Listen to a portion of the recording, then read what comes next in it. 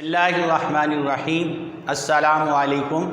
Video lecture के हवाले से second year commerce subject banking, आज लेक्चर नंबर 27 और चैप्टर जो है 8 चल रहा है प्रॉमिसरी नोट। इसमें differentiate between bill of exchange and cheque. Cheque और बिल ऑफ एक्सचेंज के दरमियान क्या फ़र्क है। तो ये दो कॉलम बनाकर, एक बिल ऑफ एक्सचेंज का, दूसरा चेक का। तो first point, drawn on individual institution और बैंकर। बिल ऑफ एक्सचेंज जो है वो एक इनफिरादी इदारे या बैंक पर जारी किया जाता है, किसी फ़र्द पर नहीं या किसी फ़र्द के नाम नहीं, बैंक के नाम होता है, इसलिए लिखा गया है ड्रॉन ऑन इंडिविजुअल इंस्टीट्यूशन और बैंकर। जबकि जो बिल ऑफ एक्सचेंज जो है वो किसी फ़र्द के नाम होता है, एक फ़र्द, एक पर्सन के नाम। चेक जो है drawn on a banker only.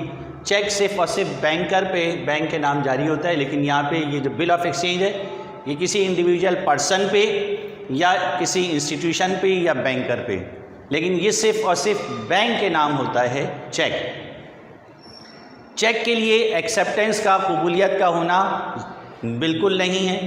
आपने चेक जारी कर दिया, बैंक को इसकी लाजमी पेमेंट करनी है, इससे पहले एक्सेप्टेंस नहीं है। लेकिन बिल ऑफ एक्सचेंज के लिए जो है वो सेलर बनाकर परचेज़र को देगा, परचेज़र उसको एक्सेप्ट करेगा तो बिल की लीगल जो है वो एंटिटी होगी, वरना नहीं। इसलिए यहाँ पे लिखा गया है bill must be accepted by ड्रॉई, यानी जिसके नाम, परचेज़र के नाम जो जारी किया है उसको एक्सेप्ट करना लाजमी है, उसके अलावा बिल नहीं बन सकता, कानूनी हैसियत इसकी नहीं होगी। Acceptance is not required. Cheque के लिए किसी किस्म की एक्सेप्टेंस की ज़रूरत नहीं है। ये दूसरा डिफरेंस हो गया। तीसरा, पेबल ऑन डिमांड और आफ्टर स्पेसिफिक टाइम।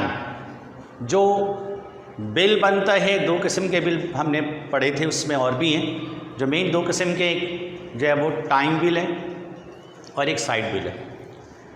तो साइड बिल जो है वो किसी भी वक्त जब आपको पैसे की ज़रूरत हो, आप अपना जो है वो बिल शो करके पैसे ले सकते हैं। लेकिन टाइम बिल जो है वो एक स्पेसिफिक टाइम के बाद ही पेमेंट होगा। 3 महीने का बिल बना तो 3 महीने बाद पेमेंट होगा, 6 महीने का बिल बना तो 6 महीने बाद पेमेंट होगा। लेकिन चेक जिस दिन जारी किया है, जो तारीख लिखी गई है, उससे लेकर जो है वो 6 मंथ के दरमियान आप कभी भी ले सकते हैं। स्पेसिफिक टाइम का गुजरना ज़रूरी नहीं है। तो पेबल ऑन डिमांड और after specific time, always payable on demand. आप कभी भी डिमांड करेंगे आपको मिल जाएगा, टाइम गुजरना ज़रूरी नहीं है। चेक जारी किया गया आज ही जाकर मिल जाएगा, कल ले लें, परसों ले लें, 6 महीने के अंदर। जब आप डिमांड करेंगे यानी बैंक काउंटर पर पेश करेंगे फॉर पेमेंट, तो पेमेंट होगी। फिर 3 days grace period is allowed. ये हम पहले भी पढ़ चुके हैं कि जो है बिल की ड्यू डेट, 6 महीने का बिल है, 6 महीने पूरे होने के बाद ड्यू डेट आ गई। अब ड्यू डेट के 3 दिन तक ग्रेस पीरियड है, उसके बाद जो है नोटिस और प्रोटेस्टिंग होती है, यानी एहतजाज करते हैं। तो बिल के लिए ग्रेस पीरियड अलाउ किए जाते हैं 3 दिन, लेकिन अगर चेक डिसऑनर्ड हो जाए तो उसके लिए कोई ग्रेस पीरियड नहीं है, कोई ग्रेस पीरियड नहीं है। नेक्स्ट है वो कैन क्रॉस, 5वां can cross, can not cross. ये जो बिल है इसको क्रॉस नहीं कर सकते, क्रॉसिंग हम पढ़ चुके हैं। 2 parallel straight line draws on the left corner of the top of a cheque, crossing होती है। तो जो है वो चेक को क्रॉस कर सकते हैं, जो बिल्कुल सेफ पेमेंट होती है, महफूज पेमेंट होती है। अब इसको कोई कैश नहीं करवा सकता, इवन ये कि जिसके नाम चेक लिखा है वो भी कैश नहीं करवा सकता। ये हम चेक के चैप्टर में पढ़ चुके हैं, टाइप्स ऑफ क्रॉसिंग। लेकिन जो है वो बिल को, इसको क्रॉस नहीं कर सकते। फिर cheque can be cross, cheque को क्रॉस कर सकते हैं। Notice must be issued in case of dishonoured.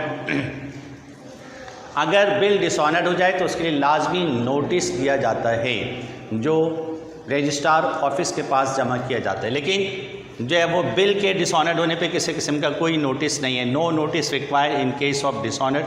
Cheque के डिसऑनर्ड होने पे कोई जो है वो नोटिस नहीं है। चेक के कॉलम में चेक डिसऑनर्ड हो जाए तो नोटिस नहीं है, बिल डिसऑनर्ड हो जाए तो नोटिस है। 7वां पॉइंट, बिल ऑफ एक्सचेंज पर रेवेन्यू स्टैम्प का होना ज़रूरी है। उसकी अमाउंट के हिसाब से जितनी हैवी अमाउंट होगी, 2, 4, 6, 8 रुपये का, 10 रुपये तक के रेवेन्यू स्टैम्प लगाए जाते हैं। दो अमाउंट के एतबार से तो बिल ऑफ एक्सचेंज में रेवेन्यू स्टैम्प का होना ज़रूरी है।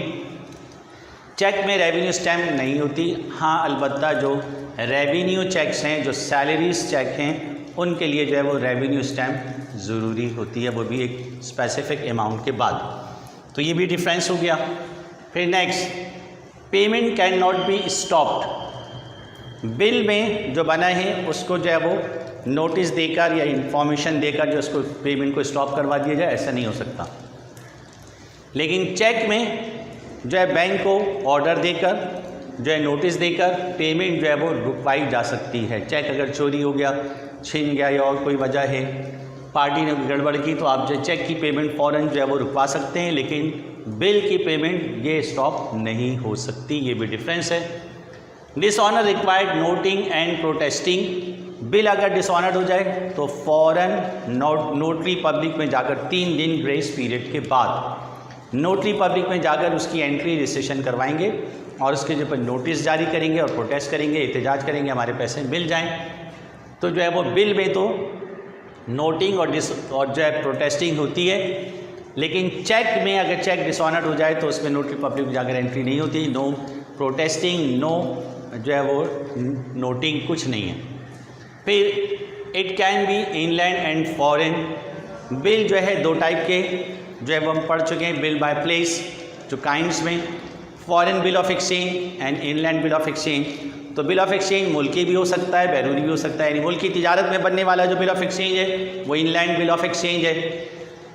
फॉरेन ट्रेड में बनने वाला जो बिल ऑफ एक्सचेंज है वो फॉरेन बिल ऑफ एक्सचेंज है।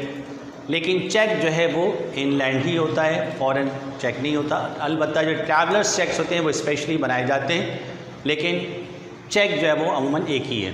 फिर 11वां point, it can be discount. Bill जो है वो डिस्काउंट किया जा सकता है। जो डेट लिखी है 3 महीने 6 महीने की, कमर्शियल बैंक से जाकर उसको जो है वो पहले पैसे लेकर और कुछ अमाउंट कमर्शियल बैंक के प्रॉफिट की छोड़कर हम कैश करवा सकते हैं बिल को।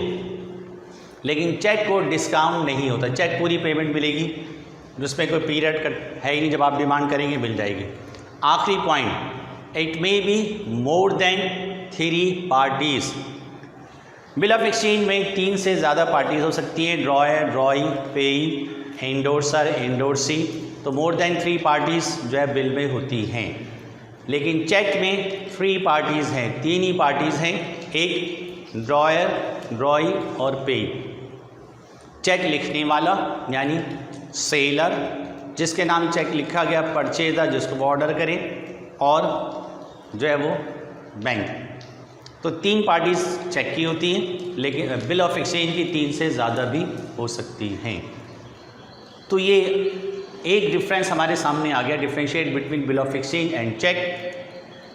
अगला इंशाल्लाह differentiate between bill of exchange and जो है प्रॉमिसरी नोट, और differentiate between cheque and promissory note. ये 2 टॉपिक हैं जो इंशाल्लाह हम नेक्स्ट लेक्चर में पढ़ेंगे। अस्सलामु अलैकुम।